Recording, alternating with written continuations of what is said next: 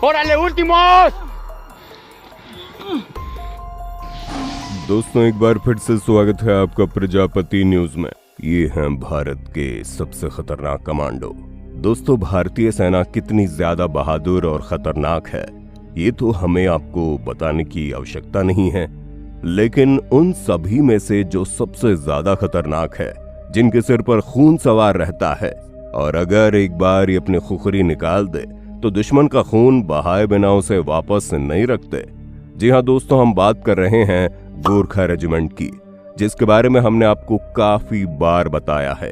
लेकिन कई लोगों को ये सवाल आता है कि आखिर गोरखा रेजिमेंट में सिलेक्शन कैसे होता है, इसकी तैयारी कैसे की जाती है, और एक बार अगर कोई गोरखा रेजिमेंट में सिलेक्ट हो जाए तो उसकी सैलरी क्या होती है। आज की इस वीडियो में मैं यानी आपका दोस्त विशाल प्रजापति आपको यही तो बताने आया हूँ।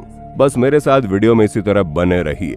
लेकिन हाँ, वीडियो शुरू करने से पहले एक छोटी सी रिक्वेस्ट है। वीडियो के नीचे रेड कलर का सब्सक्राइब बटन दिख रहा होगा, उस पर क्लिक करके सब्सक्राइब कर लें और साइड में बेल आइकॉन भी दिख रहा होगा, उस पर भी क्लिक कर लें ताकि आपको वीडियो मिले सबसे पहले।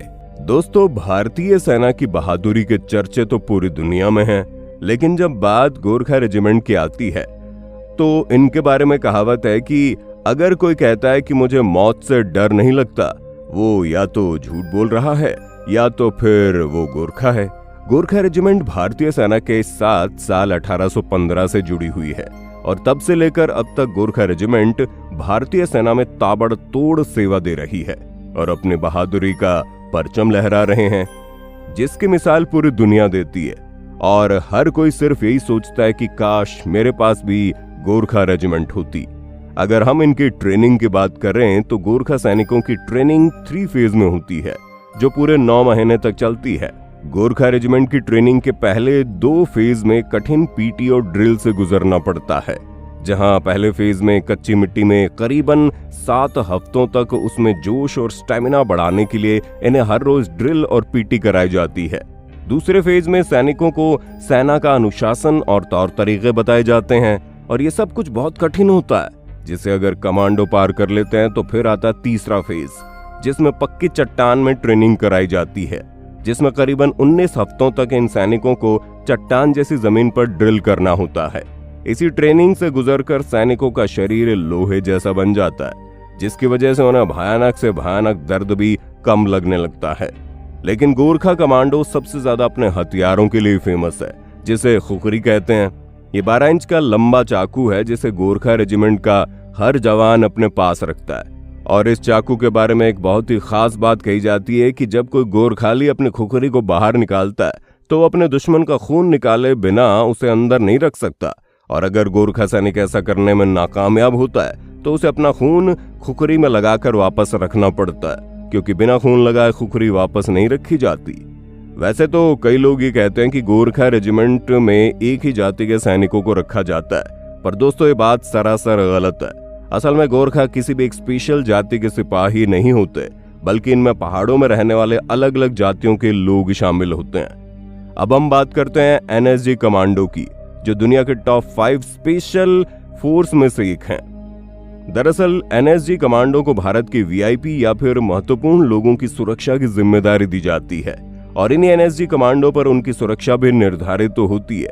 वैसे दोस्तों, एनएसजी कमांडोज देश के सबसे खतरनाक कमांडोज होते हैं। इन्हें ही ब्लैक कमांडो के नाम से जाना जाता है। ये कमांडोज इतने ज्यादा शातिर और तेज होते हैं कि किसी भी सिचुएशन का मुकाबला करने के लिए हर पल तैयार रहते हैं। यहाँ तक कि एनएसजी कमांडो इतने ज्यादा बहादुर होते हैं कि अपने देश की रक्षा के लिए अपनी जान कुर्बान करने से पहले रत्ती भर भी नहीं सोचते। दोस्तों, जिस तरह गोरखा कमांडोज की ट्रेनिंग बहुत ही सख्त लिहाज से भरी होती है, ठीक उसी तरह एनएसजी कमांडोज की ट्रेनिंग भी बहुत कठिन होती है। दरअसल एनएसजी कमांडोज को ट्रेनिंग से पहले जवानों को दौड़ में 26 अलग अलग तरह की मुश्किलों का सामना करना पड़ता है और इस ट्रेनिंग में 80% सैनिक असफल ही हो जाते हैं और मुश्किल से 20% सैनिक ही ट्रेनिंग के अंतिम दौर में पार करके सफलता हासिल करते हैं। आपको बता दें, अंतिम दौर में आए सैनिकों को 90 दिनों तक यानी पूरे 3 महीने की खास ट्रेनिंग दी जाती है, जहां एनएसजी कमांडो को शुरुआत में 18 मिनट के अंदर 26 अलग अलग चीजें करनी होती है और कई सारी चुनौतियों को पार करना था। और अगर कोई सैनिक अपने समय के दौरान अपने टारगेट को पूरा नहीं करता तो उन्हें उसी वक्त वहां से रिजेक्ट कर दिया जाता है। यानी एनएसजी कमांडो बनने के लिए टारगेट को सही समय पर पूरा करना बहुत जरूरी है, वरना एनएसजी कमांडो बनने का सपना भूल जाइए। अगर हम सैलरी की बात करें तो 11वीं गोरखा राइफल्स में कार्यरत सैनिकों को लगभग 7.7 लाख से लेकर 9.7 लाख सालाना सैलरी मिलती है।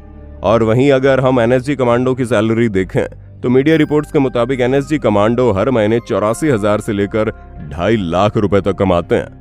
जबकि इनके एवरेज सैलरी की बात करें तो एनएसजी कमांडो को तकरीबन 1.5 लाख रुपए महीना मिलता है। और एसपीजी यानी स्पेशल प्रोटेक्शन ग्रुप की सैलरी भारत में 11.1 लाख रुपए दी जाती है। उसी तरह कमांडो सिलेक्शन के बारे में जाने तो एनएसजी कमांडो सिलेक्शन में सीधी भर्ती का कोई तरीका नहीं है, क्योंकि एनएसजी के लिए सेना और पैरामिलिट्री फोर्स में ही सैनिकों को सिलेक्ट किया जाता है। जबकि एक रिपोर्ट में यह भी बताया गया है कि एनएसजी के लिए तकरीबन 53% सिलेक्शन भारतीय सेना से होता है और अन्य 47% कमांडो को 4 पैरामिलिट्री फोर्स यानी सीआरपीएफ, आईटीबीएफ, आरएएफ और बीएसएफ के इन सभी चारों सेनाओं से मिलकर चुना जाता है। वहीं एसपीजी स्पेशल प्रोटेक्शन ग्रुप के कमांडोज का सिलेक्शन भी सीधी तौर पर नहीं किया जाता, क्योंकि ये भी एक बहुत बड़ी पोस्ट मानी जाती है जिसमें खास तौर पर देश के प्रधानमंत्री की सुरक्षा करनी होती है। इसलिए एसपीजी कमांडो का पद हासिल करने के लिए सैनिकों को कड़ी मेहनत करनी पड़ती है और सारी मेंटल और फिजिकल चुनौतियों को पार करना पड़ता है, तभी वो एसपीजी कमांडो बनकर देश के प्रधानमंत्री और पूर्व प्रधानमंत्री के साथ साथ उनके परिवार वालों की सुरक्षा में तैनात होते हैं। भर्ती होने वाले जवानों का सिलेक्शन खास तौर पर पुलिस, पैरामिलिट्री फोर्स और भारतीय सेना के द्वारा किया जाता है, क्योंकि एसपीजी कमांडो देश के सभी सिक्योरिटी फोर्स के प्रमुख माने जाते हैं और ये ऐसे सैनिक होते हैं जो गृह मंत्रालय के पूरी तरह अधीन होते हैं। तो दोस्तों, ये थे दुनिया के सबसे खतरनाक कमांडोज जो अपनी बहादुरी के लिए बहुत ही ज्यादा फेमस है। बाकी आपको सबसे ज्यादा खतरनाक कौन लगता है, कमेंट में बताइए। और इसी तरह की वीडियोस को देखते रहने के लिए हमारे चैनल को लाइक, शेयर, सब्सक्राइब करना ना भूलें। धन्यवाद। दोस्तों, आपकी स्क्रीन पे 2 और वीडियोस दिख रही हैं, जिसे देखने के लिए आप इस स्क्रीन पर क्लिक करें। दोनों देखिएगा, बहुत अच्छी वीडियो बनी है।